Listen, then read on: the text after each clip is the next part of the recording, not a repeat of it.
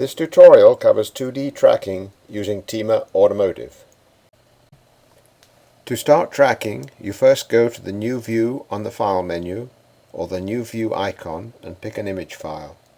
The only files that will show here are the ones that can be read by TEMA. TEMA will ask you to confirm the file name and also the frame rate at which the imaging was done. For an AVI and others where the frame rate is not in the header, you will have to adjust this. This is a listing of the types of files available. Check the most current listing with your TEMA agent. Now pick a point and add it to the head, and then right-click on that point and set the point up. First we will give it a name. Next we will ask it to accept lost points while tracking, because there is a flash in this image which we want it to coast through without being distracted. It will ignore losing the point for up to 3 frames now.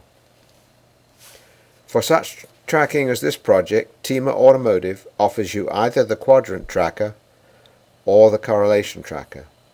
The tracking accuracy is respectively about 1/10 of a pixel and 1 pixel, so if there's a way to use the quadrant or bow tie tracking targets, you should do so.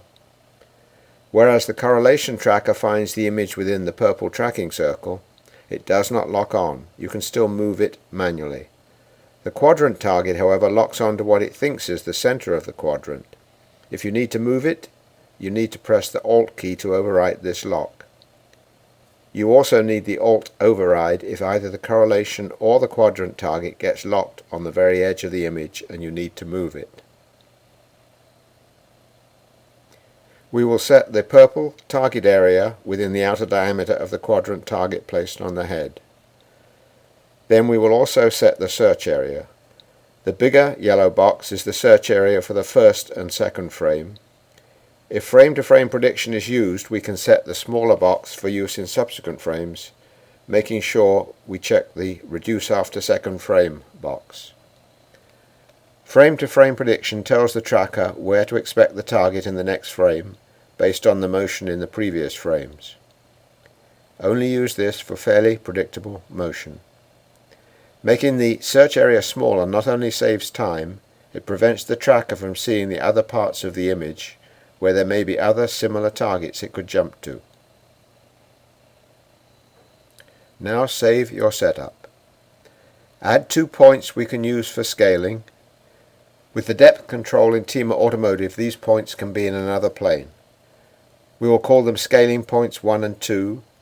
We do not need to be careful with the setting because we will only track manually in the one frame for the scaling.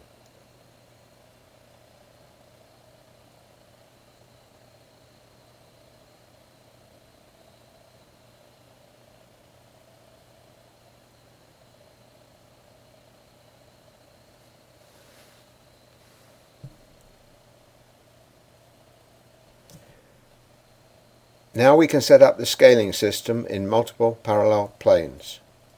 In other words, the motion can be in more than one plane, but the scaling points must both be in one of the planes. With static scaling, using only one frame, we set the time at which we track the scaling points by clicking the clock. We need to define the 2 points which we know the distance between, in this case 24 inches. And we need to define the distance between the reference plane, where the scaling points are, and the camera. Then we must define the distance of all other targets from the reference plane, nearer the camera being a negative distance.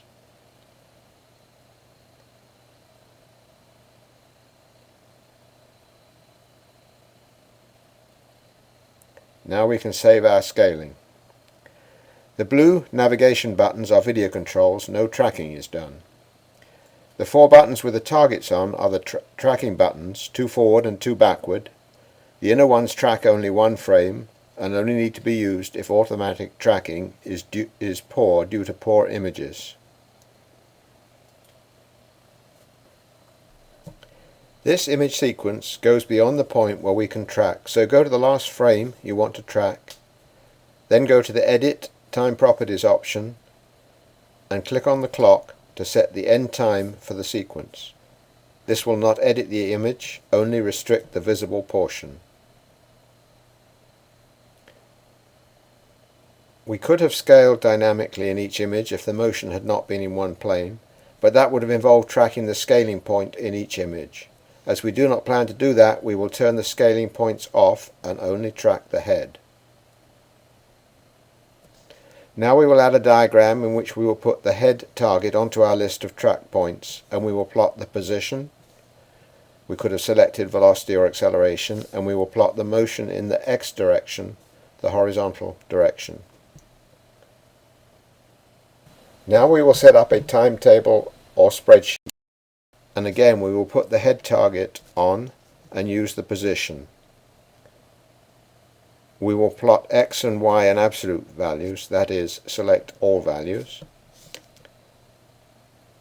Now we need to move the dialog box and say OK to save, and we can press the track button, tracking one image to begin with, and then tracking the complete system. As we track, the graph and spreadsheet will be generated, and now we have completed our first simple scaled track.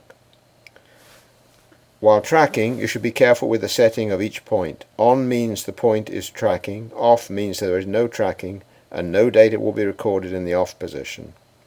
Previously tracked data will not be overwritten. The Z or sleep mode records a sleep position and will overwrite previously tracked data. If the tracking is lost, as noted on the bottom left of the screen, you can manually place the point. But note that after manually placing it, later automatic tracking will not overwrite this manual placement. Note also the M that is placed in the points list.